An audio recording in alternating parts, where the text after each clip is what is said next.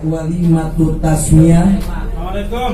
Waalaikumsalam warahmatullahi wabarakatuh. Silakan masuk kepada Bapak Haji LM Yunus.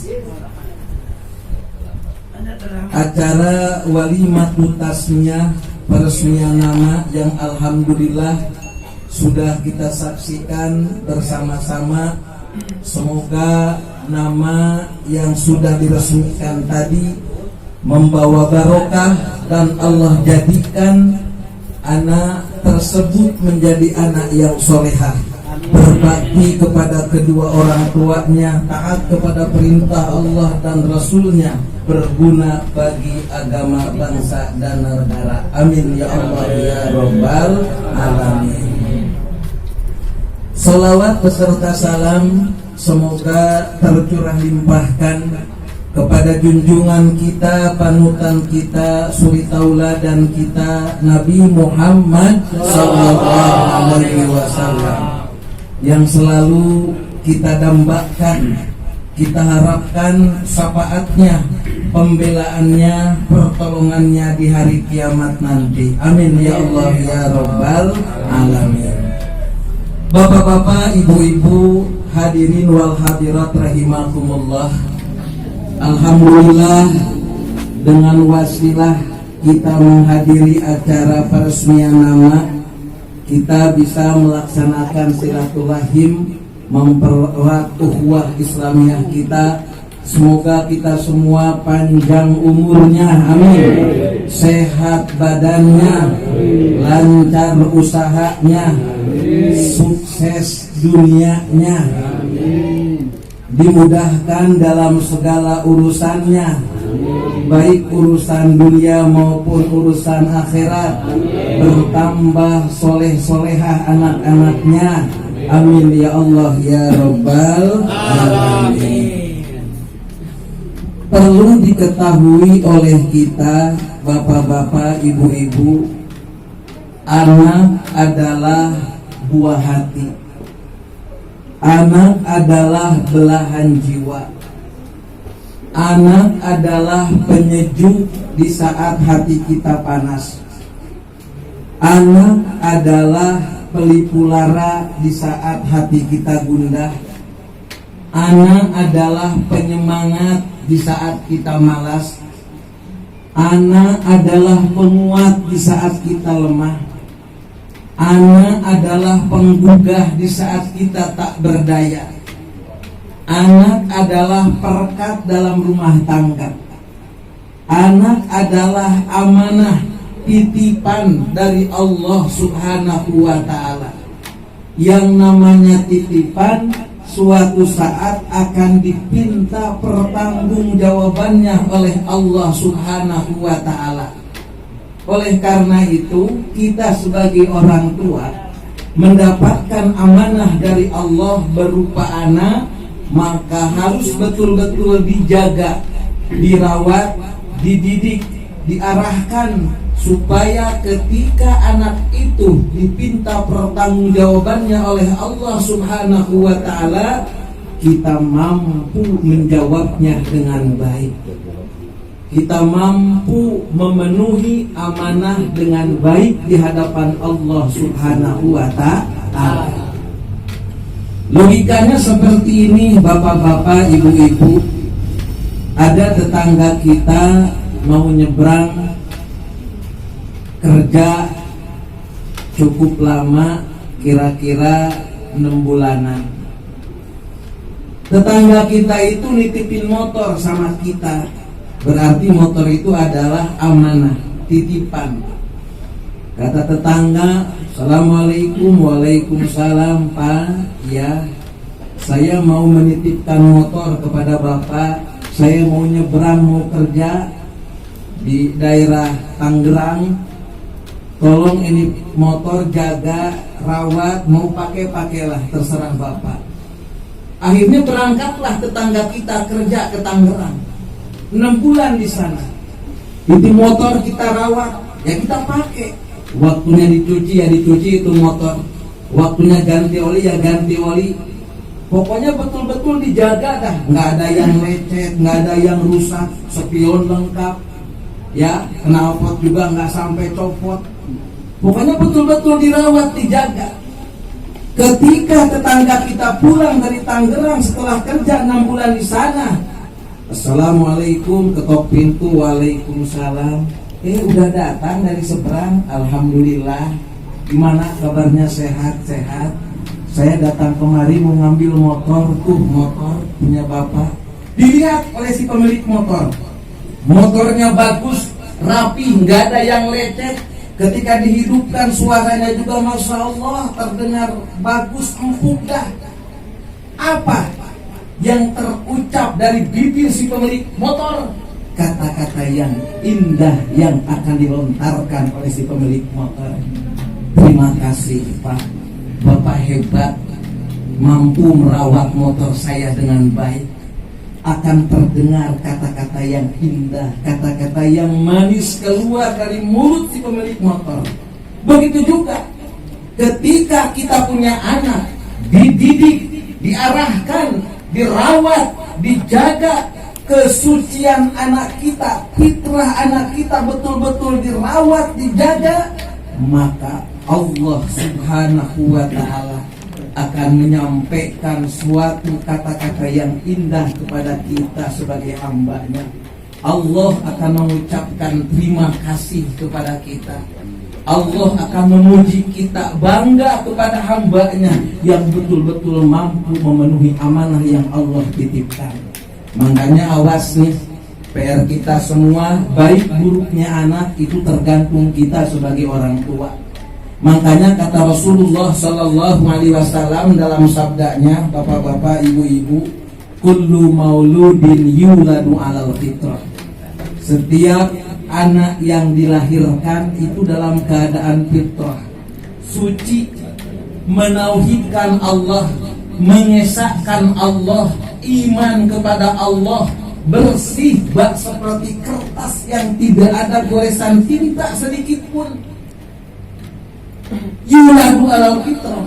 Makanya kedepannya dalam redaksi hadis tersebut, fa'abawahu yuhawidani au yunasirani au yumajisani, tergantung kedua orang tuanya anak bisa menjadi beragama Nasrani, anak bisa menjadi beragama Majusi, tergantung kedua orang tuanya. Anak bisa menjadi beragama Yahudi, tergantung kedua orang tuanya. Jadi peran orang tua dalam mendidik anak, dalam membentuk anak soleh-solehah itu sangat-sangat tinggi sekali.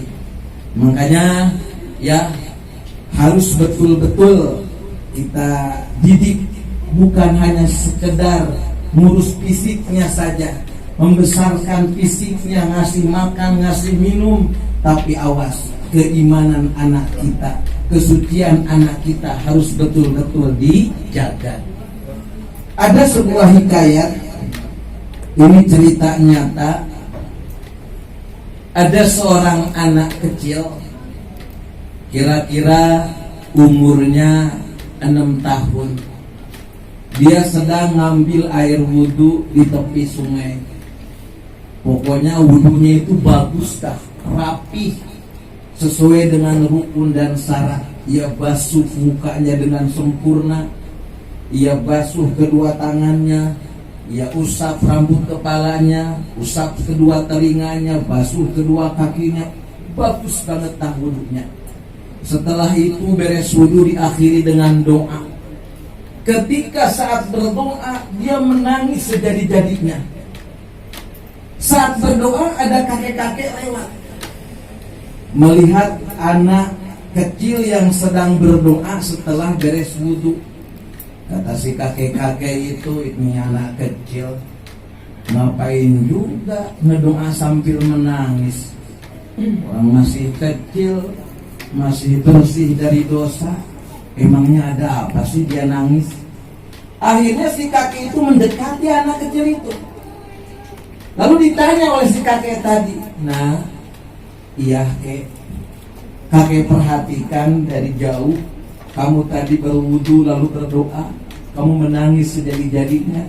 Mayuki, apa yang menyebabkan kau menangis, nak? Ayo ceritakan kepada kakek, nak. Apa jawab anak kecil tadi? Ketika saya sedang berdoa, terlintas dalam pikiran saya mengingat salah satu ayat Al-Quran yang bunyinya Bismillahirrahmanirrahim, Ya ayyuhalladzina amanu qu anfusakum wa ahlikum nara wa quduhan nasu wal hijarah. Jadi saya teringat dengan ayat itu. Langsung saya menangis sejadi-jadinya. Coba kita artikan. Hei orang-orang yang beriman, qu anfusakum, jaga diri kalian. Jaga diri kalian dan juga keluarga kalian dari api neraka. Jangan sampai tersentuh oleh api neraka. Jangan sampai terbakar oleh api neraka.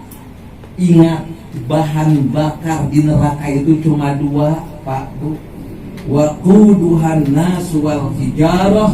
Satu, manusia yang membangkang kepada Allah, melanggar aturan-aturan Allah, itu akan menjadi bahan bakar dalam neraka. Yang kedua adalah wal hijarah, bebatuan, itu akan menjadi bahan bakar dalam api neraka. Jadi saya ingat sama ayat itu. Jadi saya ingat takut masuk neraka. Apa kata si kakek? Nak, kamu itu masih kecil, nak, bersih dari dosa, nak. Kamu ngapain ingat sama neraka? Ngapain kamu takut masuk neraka? Kamu itu masih bersih, nak. Apa kata anak kecil itu? Mohon maaf, 1000 kali saya mohon maaf. Saya mau bertanya sama kakek. Ya nak, kalau mau ngidupin api dalam tungku gimana caranya? Tahu tungku bapak-bapak, ibu-ibu? Kalau sekarang kan pakai apa? Kompor gas ya. Kalau dulu pakai tungku, bata ditumpuk biasa buat masak. Itu kan pakai kayu tuh. Kalau kompor masih api biru ya, dambaan para ibu. Kalau tungku masih api merah, dambaan para ayah. Dia pakai suluh. Biasanya supaya cepat hidup apinya, apa langsung kayu yang besar-besar dimasukkan ke dalam tungku, apa kayu yang kecil-kecil dulu, ranting-rantingnya dulu? Pasti ranting-rantingnya dulu, yang kecil-kecilnya dulu. Setelah hidup apinya baru nanti ditimpa dengan kayu yang besar, kayu yang gede. Jadi kata si kakek itu, nah, biar cepat hidup api dalam tungku, ya pakai kayu yang kecil-kecil dulu, nak, baru nanti kayu yang besar. Begitu juga, bisa jadi neraka itu biar cepat hidup apinya, saya yang duluan dimasukkan ke dalam neraka karena saya adalah anak kecil. Bak seperti ranting-ranting kayu-kayu kecil, langsung merah muka si kakek. Ya Allah, anak kecil umur 6 tahun, dia pikirannya sudah dewasa, ingat akhirat, takut masuk neraka. Saya sudah kakek, sudah tua, kalau bahasa kasarnya sudah bau tanah. Kok sampai nggak ingat ke alam akhirat, sampai nggak takut masuk neraka? Akhirnya si kakek itu sadar, kok bisa anak sebesar umur 6 tahun seperti itu? Tentu itu adalah didikan, arahan kedua orang tuanya. Makanya ya tugas kita, capek nggak capek, ya harus dipaksakan, karena anak adalah amanah. Bahkan sampai-sampai Rasulullah SAW bersabda, yang istrinya ini adalah sebuah ancaman yang sangat besar bagi kita sebagai orang tua. Kata Rasul, asadun nas adaban yaumal qiyamah man jahala ahlah. Manusia yang paling dahsyat siksaannya nanti di neraka adalah orang yang membuat anak dan istrinya bodoh, nggak ngerti agama. Istri nggak sholat, diam-diam aja.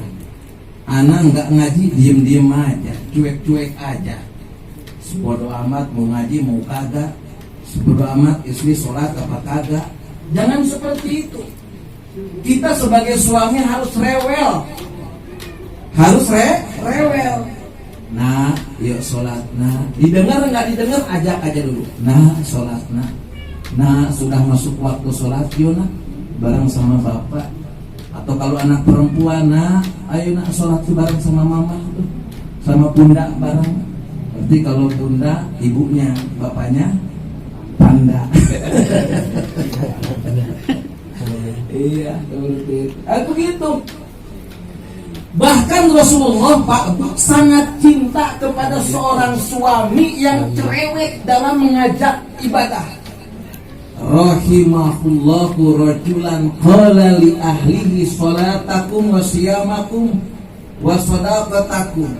Allah sangat suka sayang kepada seorang laki-laki yang selalu berkata kepada istrinya, "Dek sholat, neng sholat, ya nak sholat, nak yuk sedekah nak yuk puasa nak." Itu paling disenangi oleh Allah Subhanahu wa ta'ala. Makanya ya tugas kita bukan hanya merawat tubuh fisik anak kita, tapi keimanan, mental dan lain sebagainya itu juga harus diperhatikan oleh kita sebagai orang tua.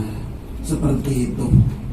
Bahkan banyak sekali cerita-cerita mengenai masalah anak kecil yang harus betul-betul dididik oleh kita sebagai orang tua.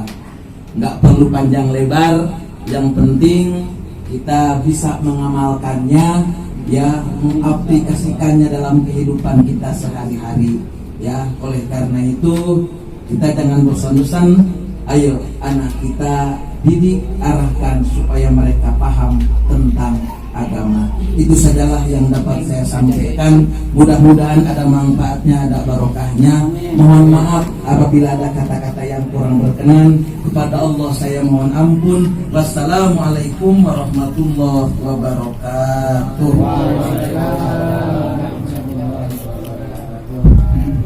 Demikianlah